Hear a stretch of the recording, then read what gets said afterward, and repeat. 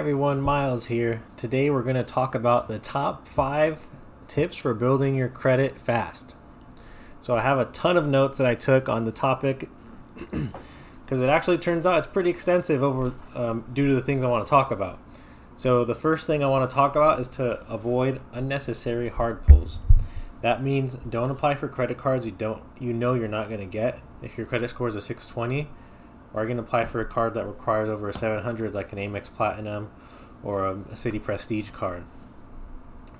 Inquiries can drop your score from 6 to 20 points. There was a time I did a massive application spree and I got 28 hard inquiries. It dropped my score by about 48 points. So, and I hardly got approved for any cards at the time. So applying for too much can make you look like you're thirsty for money. So when you have like 20 inquiries and you go try to apply, let's say you're trying to get a house or just even another credit card, you're automatically going to get denied because they're going to be like, why were you trying to get so much credit? That can lean towards maybe you don't have a lot of money and you're going to put a lot of money on debt, and these creditors are going to be liable for that money. Another thing is don't apply for a card unless you know you can get it. Get cards like the Citi Rewards card is an incredibly easy card to get.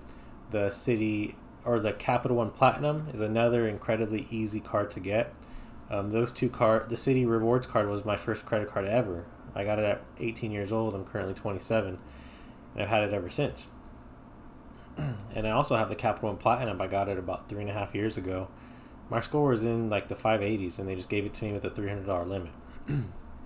And we'll go over limits as well. So I suggest with these credit cards, when you're building your credit, you want to buy a cup of coffee or a pack of gum or anything you want and pay it off the card, stick it in a drawer. And if you don't do that, make sure you pay it off 5 to 7 days before the due date on that credit card so that bad utilization doesn't report. Another thing is add more accounts that are reporting monthly on-time payments. One of the best things to have is a ton of accounts reporting on-time payments. So what that's going to look like is the more cards you have, the more on-time payments you have. If you have one credit card over 12 months, that's 12 on-time payments. In regards to like if you had 4 credit cards times that by 12 months, you're going to have a lot more payments than that. So if you have 4 accounts with on-time payments, you can get a credit score of over 700 within 90 days. And this is something I've seen in the credit repair industry. We clean up a credit report, get someone or that person gets 4 new accounts within 90 days, boom, 700. It's very, very easy to do. My suggestion with that is 2 cards, 2 primary cards, 2 authorized user cards with a little bit age, maybe over 1 or 2 years of age. And that leads me to number 3 is becoming an authorized user. One of the best things you can do to build your credit is become an authorized user on a high limit credit card that has a lot of great payment history, no late payments whatsoever.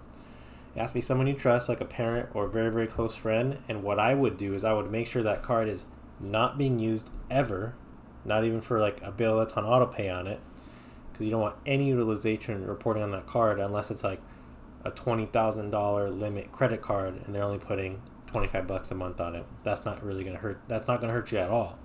So that's a good factor. But you want to make sure it has low utilization. It reports to all 3 bureaus and gives you full history. So there are some cards, well, pretty much Amex, American Express, they don't back report history. So if you got a Capital One or a Citi card and it's 5 years old, but you just became an authorized user on it that month, when they report, they'll report that 5 years of good payment history.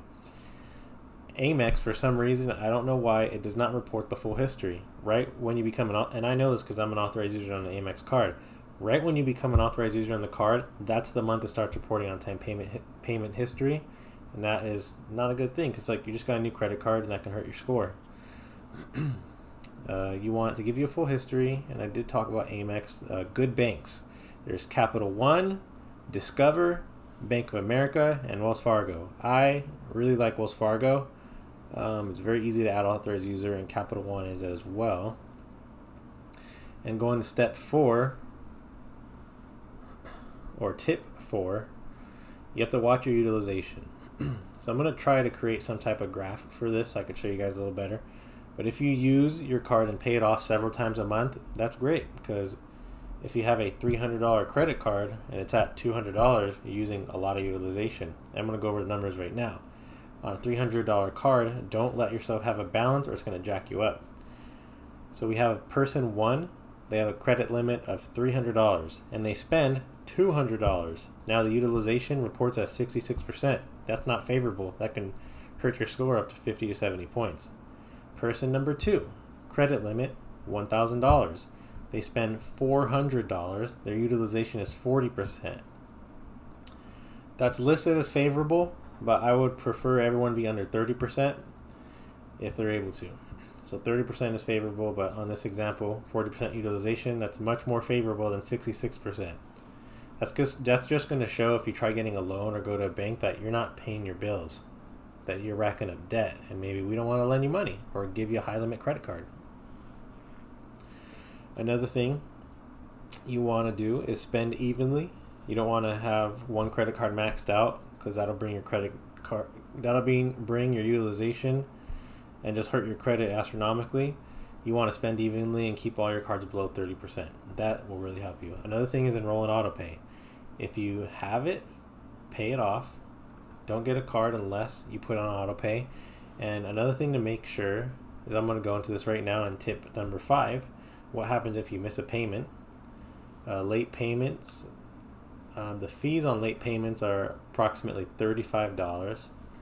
Number 2, 30 days late, they will report you to the credit bureaus. That can drop your score up to 100 points or more.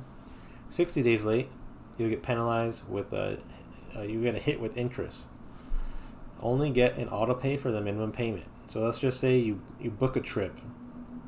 You book a cruise, it costs you $2-3 grand, and you have that money in your savings account. You don't want the auto pay to be set to pay full amount, because then it's going to get you negative or return payment. It's going to jack you up. So I would suggest don't get a card unless you can get it on auto pay. For instance, I had a Target card and I always forgot about it, but I had auto pay, so it'd get charged maybe like $15 a month for the time I was using it. So I only have my card set on auto pay for the minimum payments. So make sure you get it set as that.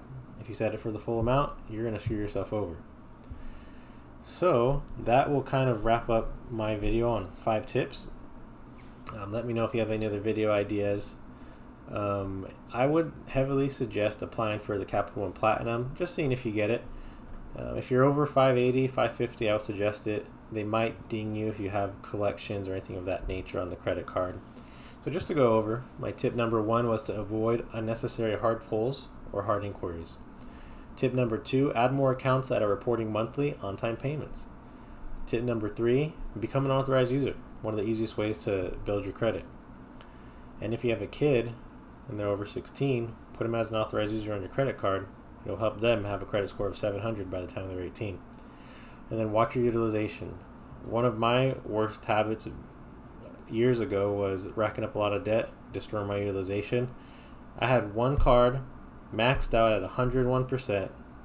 My credit score was 550. It wasn't because I had collections, it was just my utilization was so high that I was deemed at the risk factor of lending to me was really, really high. So I had a 550 credit score, couldn't get approved for anything until I paid off my debt. And then no missed payments. One of the worst things you can do is to get late payments. In the credit bureau world, late payments are some of the hardest things to get removed off a credit report, because there's no clear-cut law to remove them. With everything else, you could fight it, but with late payments, there's a lot of factual disputing. There's things like that that need to take place that are a little bit more time-consuming and take a little bit more. They take many more months than other negatives would. So thanks for watching this video.